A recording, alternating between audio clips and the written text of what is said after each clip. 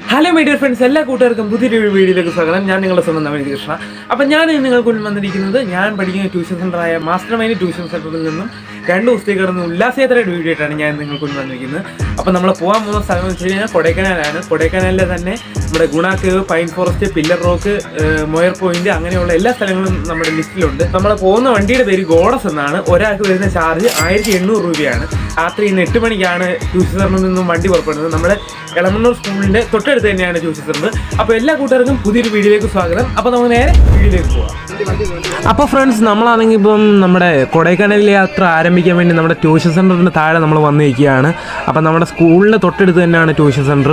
അപ്പം നമ്മൾ പോകുന്ന വണ്ടിയുടെ പേര് ഗോഡസ് എന്നാണ്. 8:30 വന്നിരിക്കാനാണ് പറഞ്ഞത്, പക്ഷേ വണ്ടി വന്നപ്പോഴത്തേക്കും 10 മണിയായി. എന്തായാലും നമ്മുടെ വണ്ടി എത്തി. ഇനി നമുക്ക് വണ്ടി കയറണം.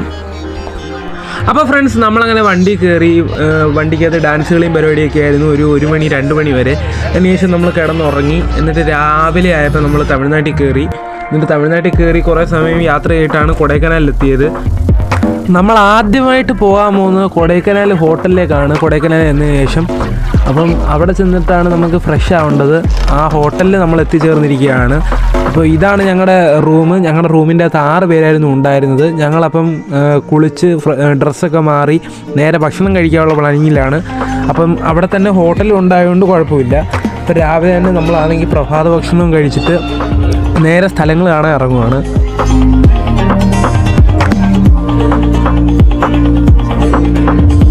ഇനി മുതൽ നമ്മൾ ഇവിടം വരെ വന്ന ഗോഡസ് ബസ്സിലല്ല യാത്ര ചെയ്യുന്നത്, മറ്റൊരു ബസ്സിലാണ്. അപ്പം ആ ബസ്സിലേക്ക് മാറി കയറിയിട്ടാണ് ഇനി ബാക്കിയുള്ള യാത്ര. നമ്മൾ ആദ്യമായിട്ട് പോകാൻ പോകുന്ന സ്ഥലം സൂയിസൈഡ് പോയിൻ്റാണ് കൊടൈക്കനാലിലെ. നമ്മളാണെങ്കിൽ അതിൻ്റെ അകത്തേക്ക് കയറിയപ്പം സൂയിസൈഡ് പോയിന്റിലേക്ക് പോകുന്ന വഴിക്കാണെങ്കിൽ കുറേ കച്ചവടക്കാരെയും ഒക്കെ കാണാൻ സാധിച്ചു.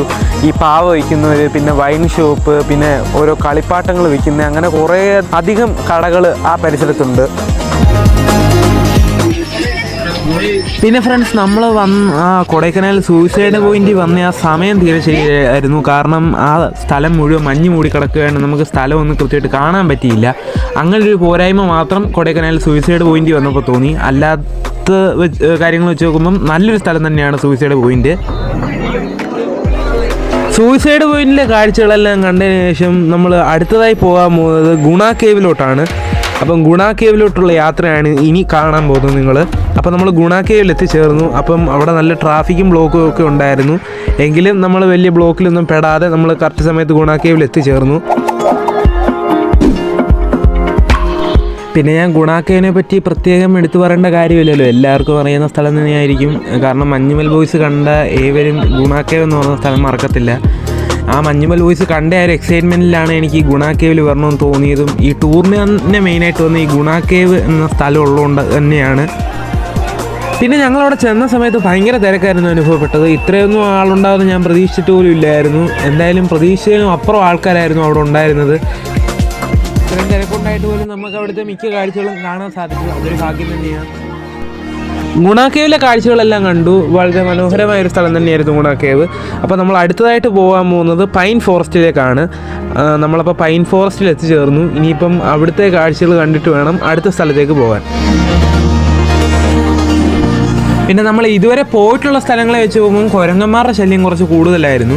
അക്കാര്യം ഒഴിച്ചു നിർത്തി കഴിഞ്ഞാൽ പൈൻ ഫോറസ്റ്റിൽ നിന്ന് നല്ലൊരു അനുഭവം തന്നെയായിരുന്നു എനിക്ക് കിട്ടിയത്. നമ്മളൊരു 2 മണി ആയതോടുകൂടി പൈൻ ഫോറസ്റ്റിൽ നിന്നും വിട്ട് കൊടൈക്കനാൽ ഹോട്ടലിലേക്കുള്ള യാത്ര തുടങ്ങി. ഉച്ചഭക്ഷണം കഴിക്കാൻ രാവിലെ ഭക്ഷണം കഴിക്കാൻ കയറി അതേ ഹോട്ടലിൽ തന്നെയാണ് നമ്മൾ വീണ്ടും വന്നത്. ഉച്ചഭക്ഷണം ബിരിയാണിയായിരുന്നു നമ്മൾ കഴിച്ചത്. ഉച്ചഭക്ഷണമൊക്കെ കഴിച്ചിറങ്ങിയപ്പോൾ തന്നെ നമ്മൾ കുറേ സമയം വൈകി.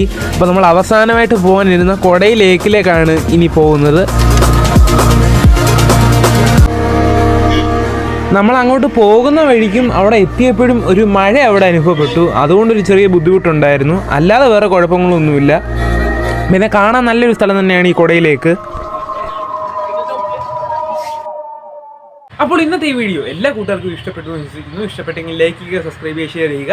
അപ്പോൾ നമുക്ക് മറ്റൊരു വീഡിയോ മറ്റൊരു ദിവസം കാണാം.